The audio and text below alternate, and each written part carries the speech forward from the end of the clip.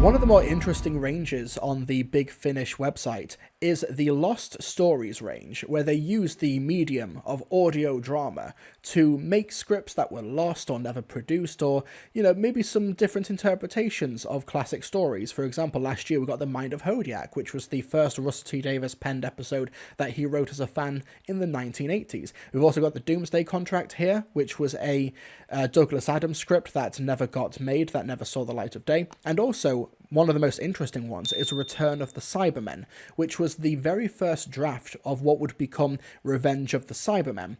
I don't think as a story it was that interesting, but as like a what could have been, the initial first draft of the Cybermen's first story of the Tom Baker era, I thought it was a really cool time capsule. Not a great story, but I get the experiment, and that in and of itself is worthy.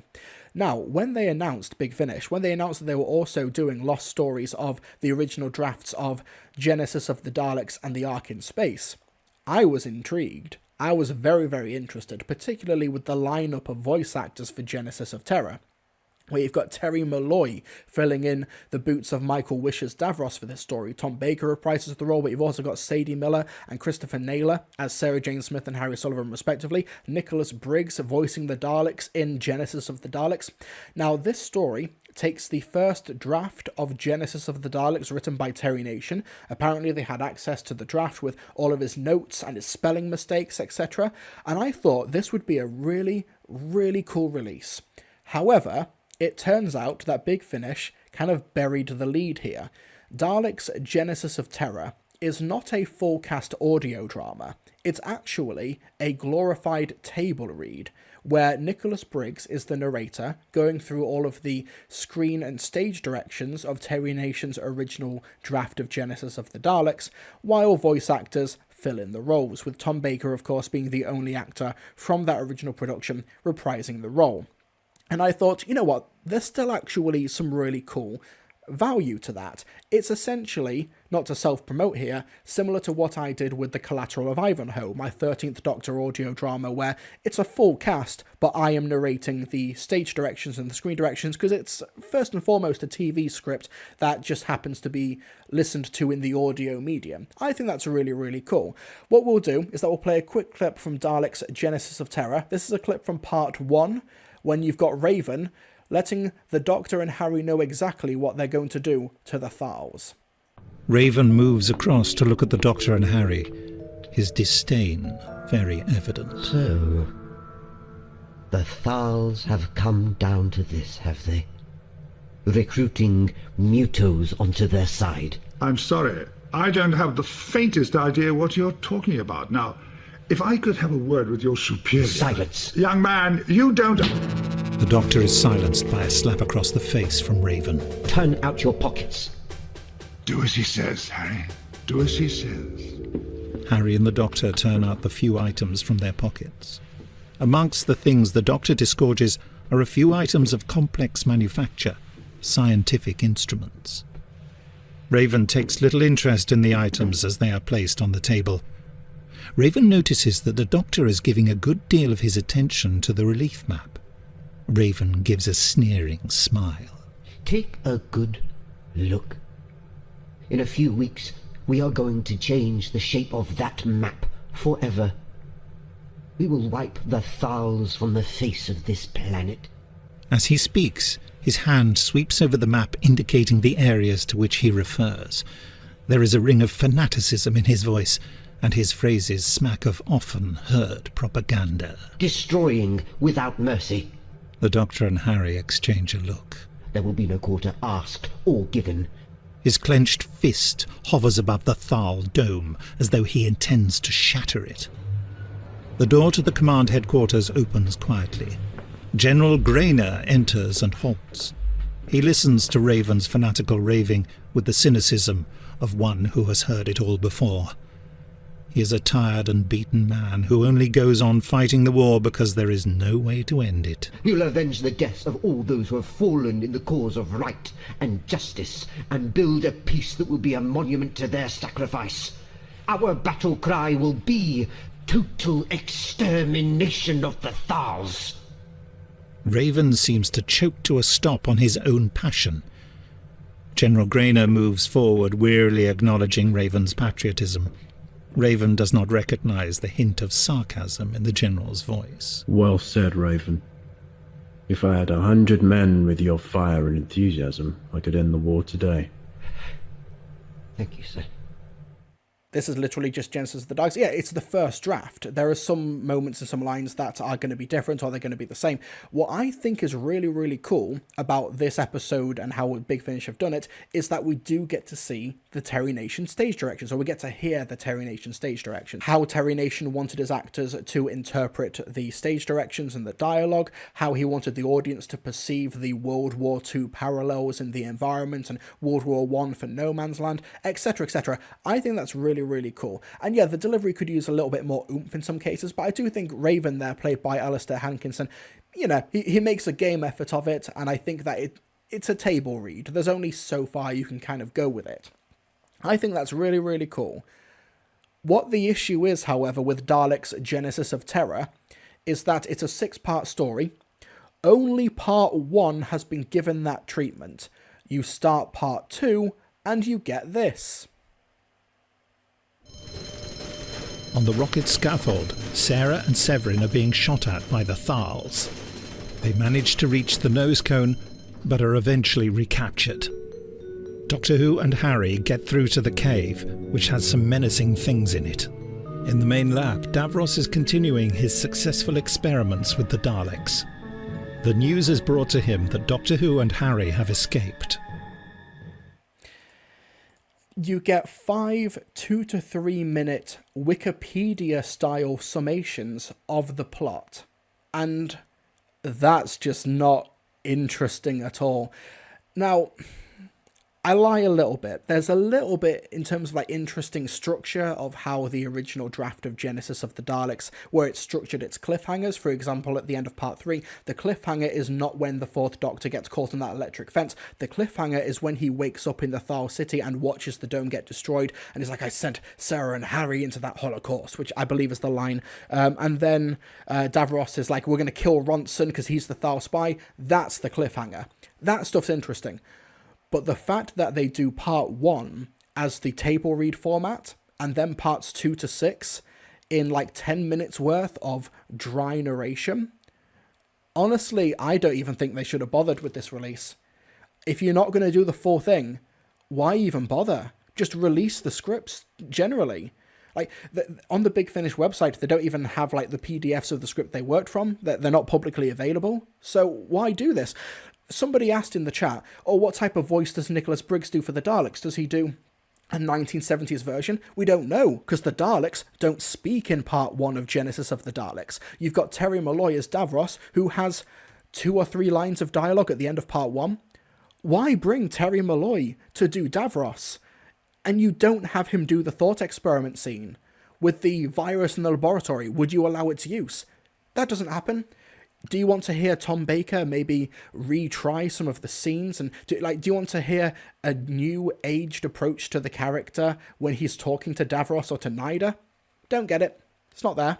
Do you want to hear Sadie Miller's interpretation of Elizabeth Sladen's Sarah Jane when she starts the rebellion of the Thals in the rocket silo? Not here. She just narrates like the Wikipedia summation for part 6. Like, it's not there. How different are parts 2 to 6 TV version? As far as I can tell, they're so vague. Very, very little, as far as I can tell. Like, and also, the tenacity of Big Finish to have as the cover of Daleks Genesis of Terror, the wires holding between his hands, do I have the right? Do you want to know how this release does the iconic do I have the right speech? This is it. In the corridor, the Doctor is in an agony of indecision about destroying the Daleks, when Garman appears and tells him that Davros has agreed to their terms and to a meeting. Harry and I are pleased, but the Doctor has his doubts.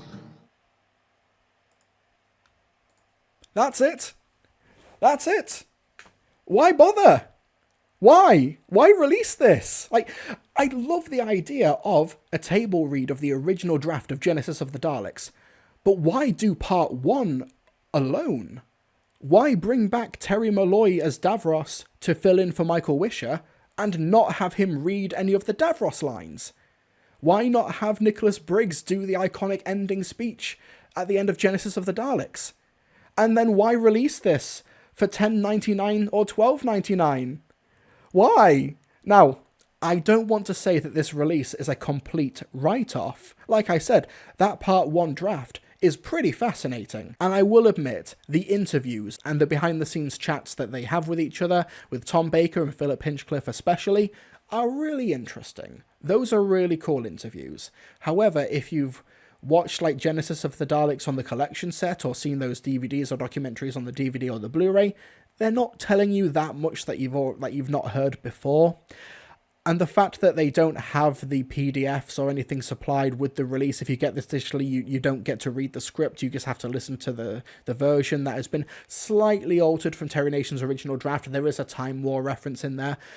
And there is some cool thought experiment moments here. Like, for example, there's a speech that Tom Baker's Fourth Doctor gives in the original script, which is talking about the futility of war, how humanity and humans and races will concoct ingenious ways to kill each other instead of helping with each other. And I thought while listening to that, that doesn't feel like a Fourth Doctor line. That feels like a John Pertwee or a William Hartnell thing, because those are the Doctors that Terry Nation had previously written for.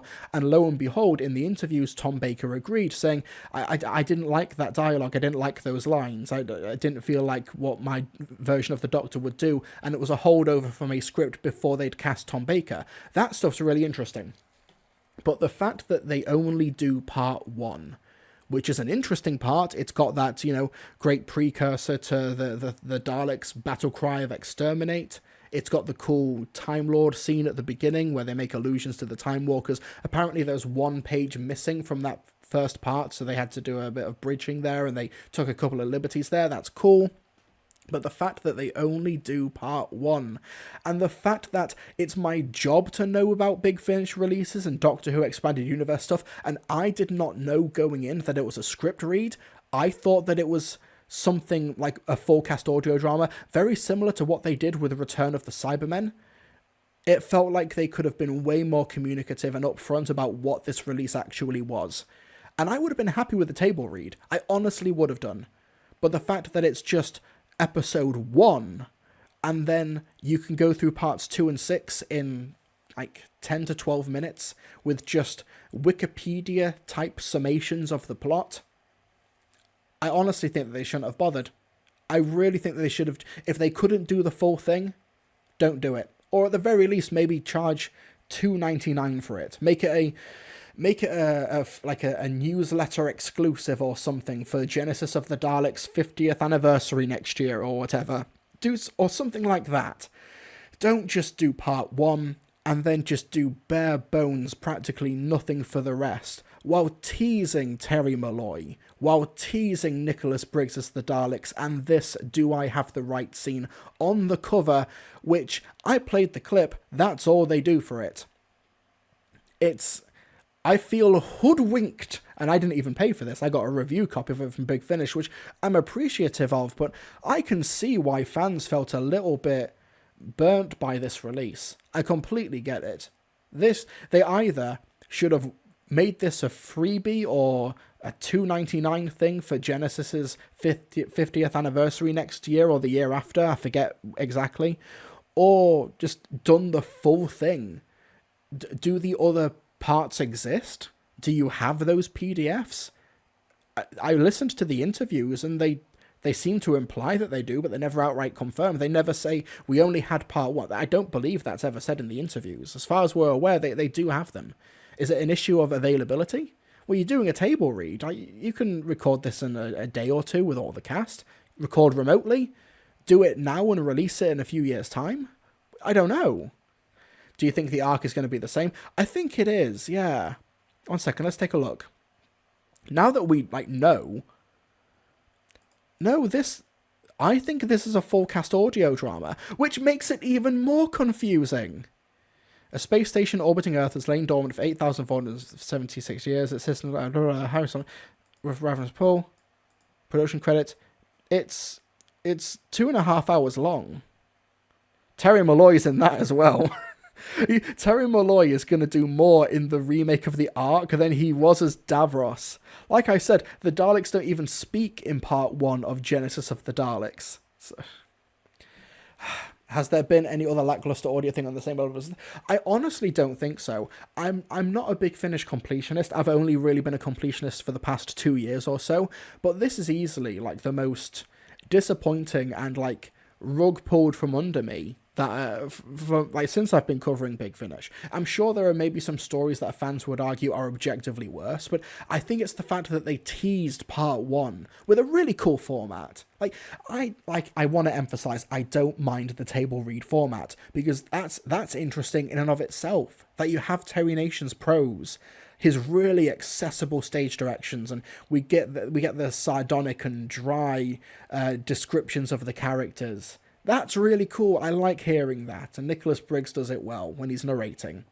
But then to just throw away parts 2 to 6, and like, if you don't have access to those scripts, maybe just do a version of Tom Baker and Terry Molloy doing the "if you released a virus in your laboratory" scene. Have Nicholas Briggs do the speech at the end, "we will grow stronger," like that.